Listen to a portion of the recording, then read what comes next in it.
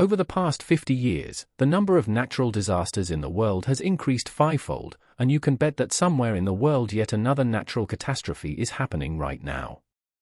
Over the past half-century, these disasters have claimed the lives of more than 2 million people.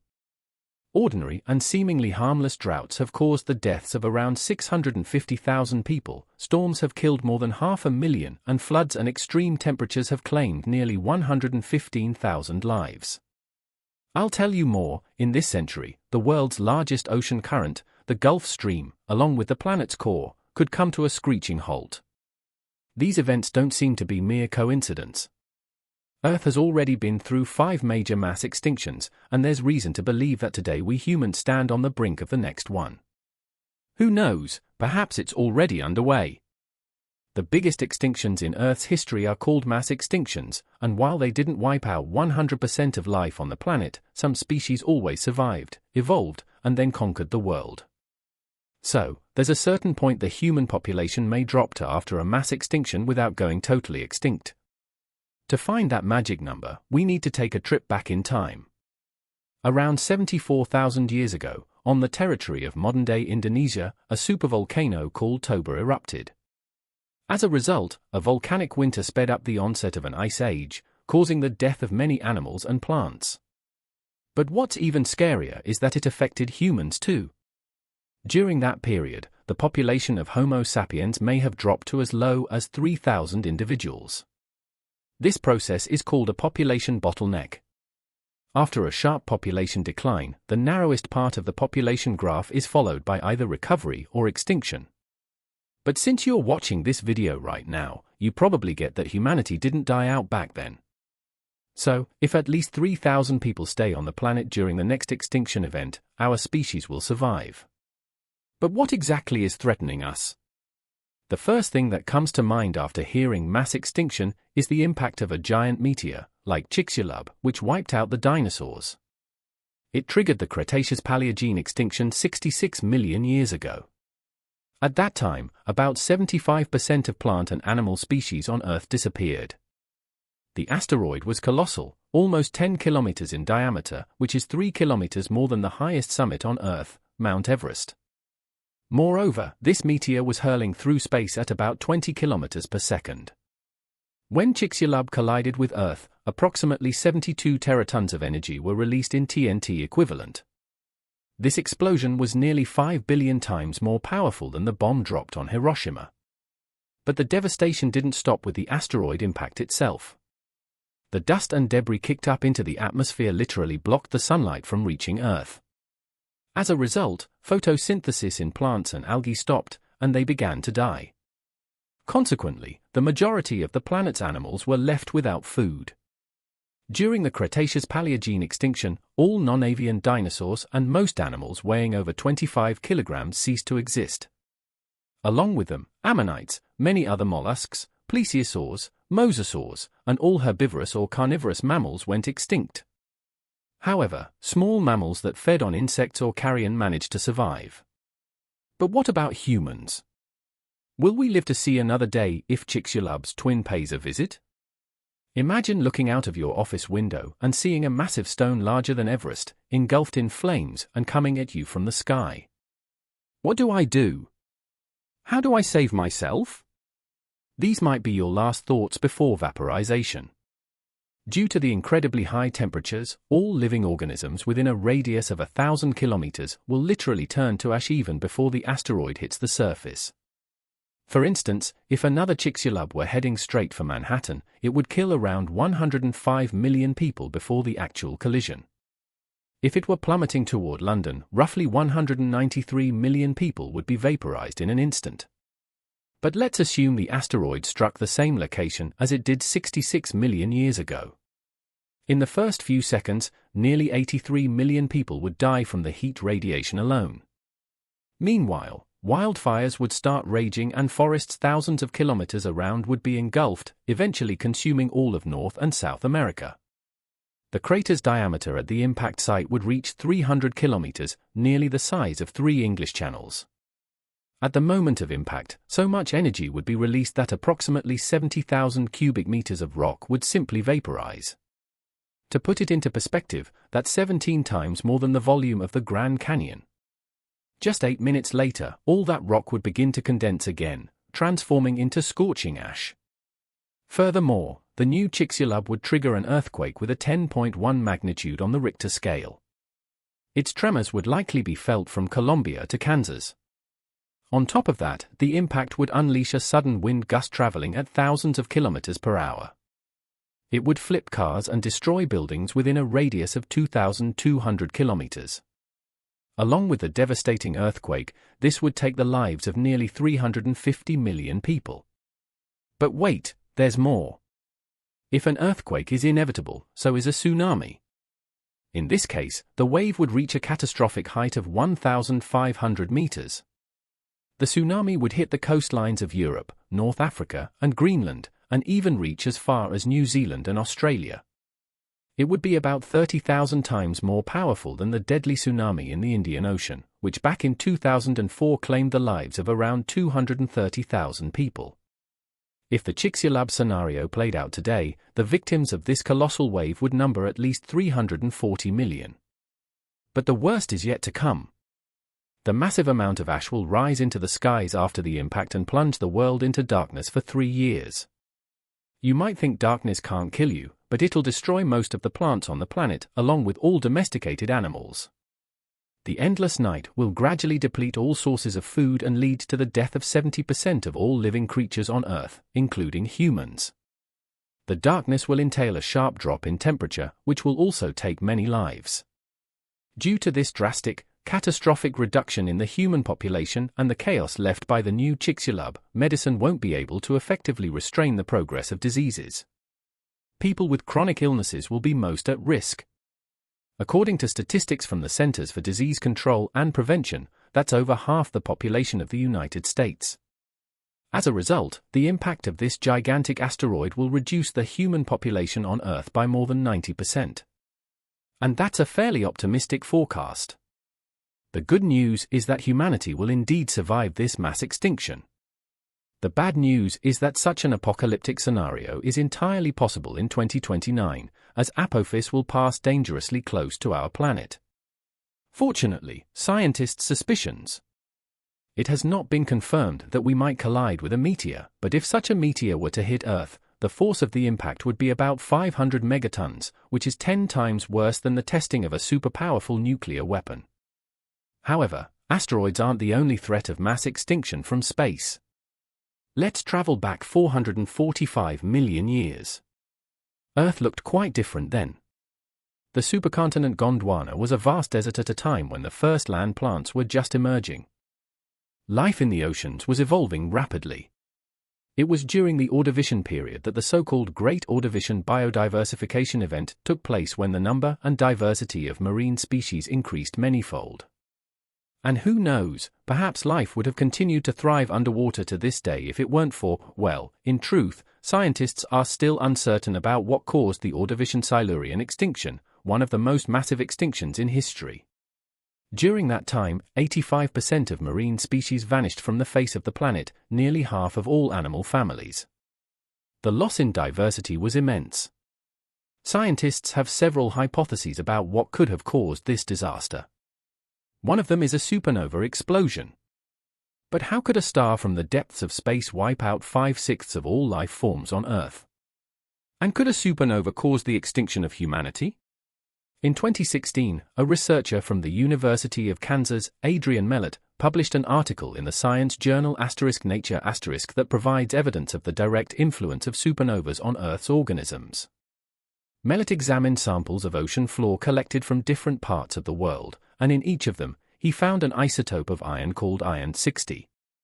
This radioactive element has a half-life of 2.6 million years, and since our planet is over 4.5 billion years old, this iron isotope should have decayed a long time ago. So where did it come from? The thing is, iron-60 is formed during explosions of supernovas. Therefore, Mellett and other scientists believe that approximately 2.5 million years ago, a supernova appeared at a distance ranging from 150 to 300 light-years from Earth. This is why there are still remnants of radioactive iron on Earth. Now imagine that this kind of star exploded much closer, let's say just 30 light-years away from us. At such a distance, the first thing we would notice, apart from a beautiful view in the sky, is a bright blue light. It wouldn't disappear during the day or night for a month and would disrupt the production of melatonin. This hormone is responsible for the sleep process in humans. Although insomnia wouldn't be our biggest problem. Along with the light, Earth would be bombarded with a surge of gamma radiation. These cosmic rays ionize the air as they knock electrons out of atoms, creating a difference in charge and forming lightning. This will trigger large-scale forest fires all over the planet. The hardest-hit regions would be North America, parts of South America, Europe, North Africa, and Asia. Besides the immediate damage from the fire, humanity would face long-term consequences. Due to the burning, a substantial amount of carbon dioxide would enter the atmosphere. For instance, during the 2016 fires that engulfed 2/10 of the Amazon rainforest, approximately 30 million tons of CO2 were released. That's roughly the same amount Denmark emits into the atmosphere in an entire year. Now imagine how much carbon dioxide would be released if all the forests were on fire. We'd have a good chance of suffering the fate of Venus, becoming the most hellish planet in the solar system.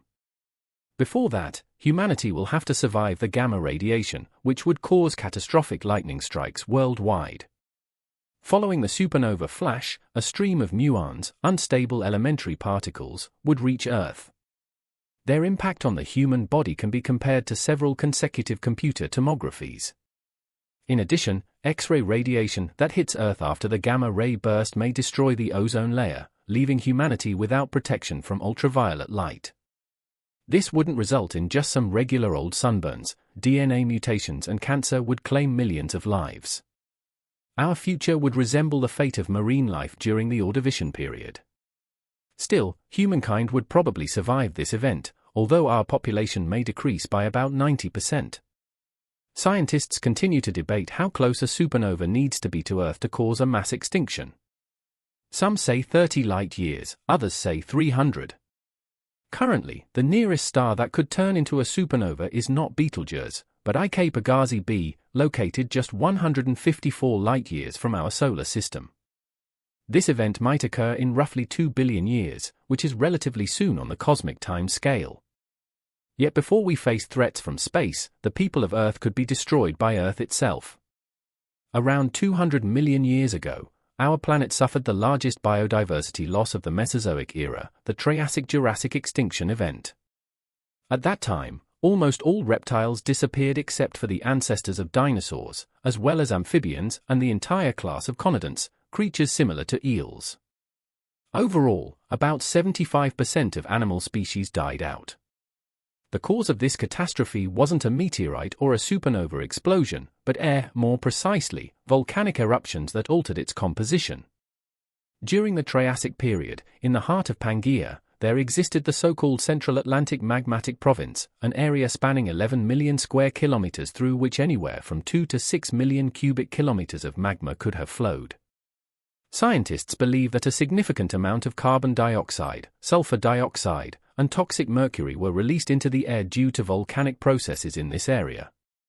The concentration of carbon dioxide increased from 1,000 parts per million to 4,000. For comparison, in 2022, the atmospheric carbon dioxide level reached a modern-day record of 421 parts per million. The largest and fastest CO2 release in Earth's history during the Triassic-Jurassic extinction had dreadful consequences. The global temperature on the planet rose by 4 degrees Celsius, and in some places by as much as 10 degrees Celsius. First of all, it affected plants. Estimates suggest that during the Triassic-Jurassic extinction, between 17% to 73% of plant species ceased to exist. With the decline in plant life, herbivorous animals began to die off, followed by predators. At the same time, another apocalypse was unfolding in the ocean. Due to underwater volcanism, water became oversaturated with hydrogen sulfide, altering the ocean's acidity.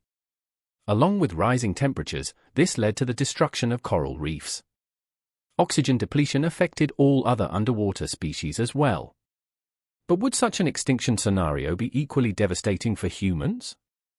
According to biologists, around 800 million people worldwide depend on the oceans.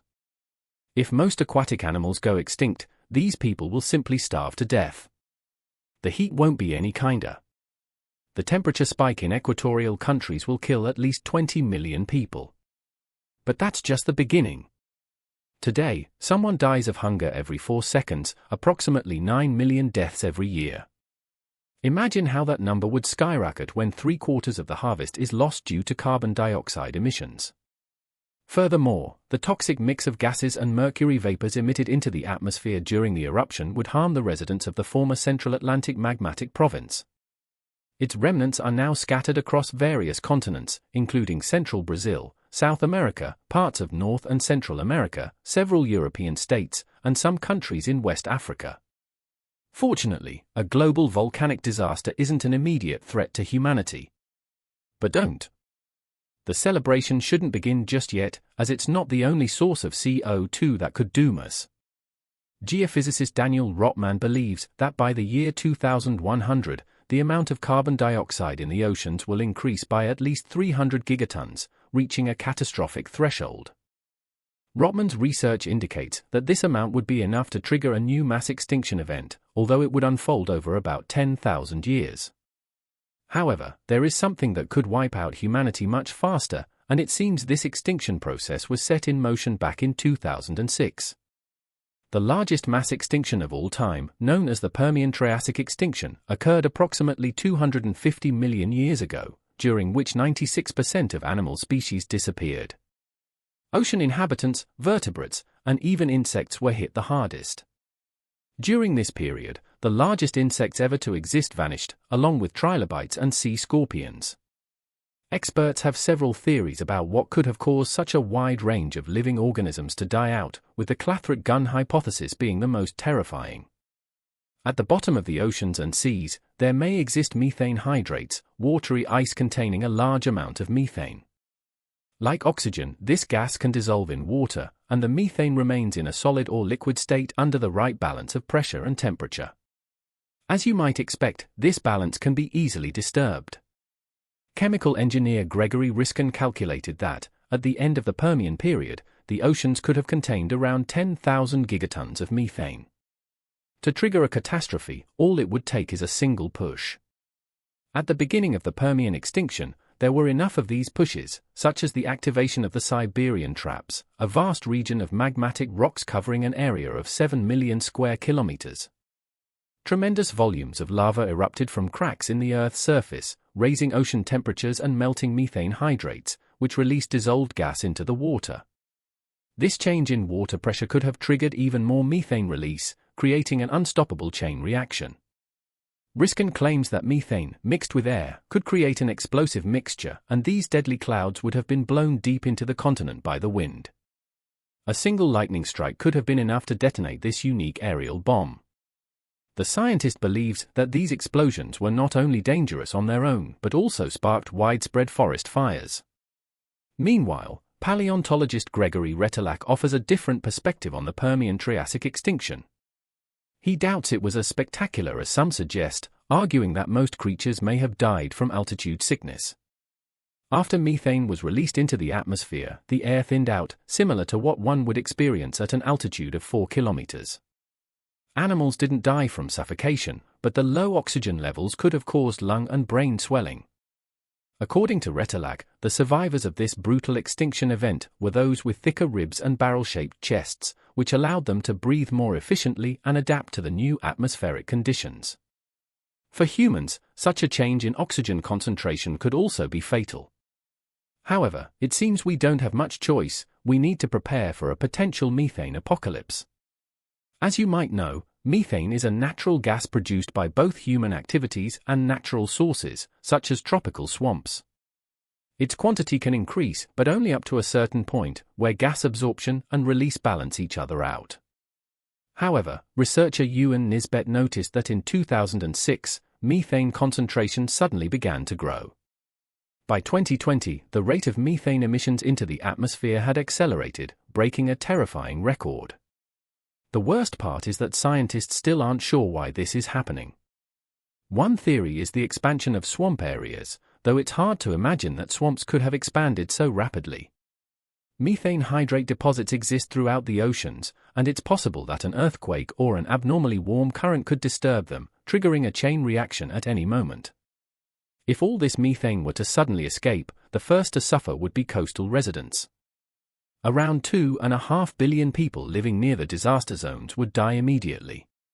Then, the explosive methane mixture would travel deep into the continents, igniting massive forest fires with predictable consequences. Simultaneously, the thin air would cause painful deaths from lung or brain swelling. People living at altitudes of at least 2,500 meters would have a better chance of survival, but that's just a little over 1% of the population. Even in the worst-case scenario, there may still be a possibility that humans will endure. After all, 275 million survivors would be 9,000 times more people than those who survived after the eruption of Mount Toba. Yet, even if some survive, the conditions they would face would be incredibly challenging. They would have to learn to hunt for food, protect themselves from the aftermath of the catastrophe, and survive in a world without medicine, transportation, the internet, or communication. Most importantly, they would need to be wary of their fellow humans. One of the most recent extinctions, the Quaternary extinction, which marked the disappearance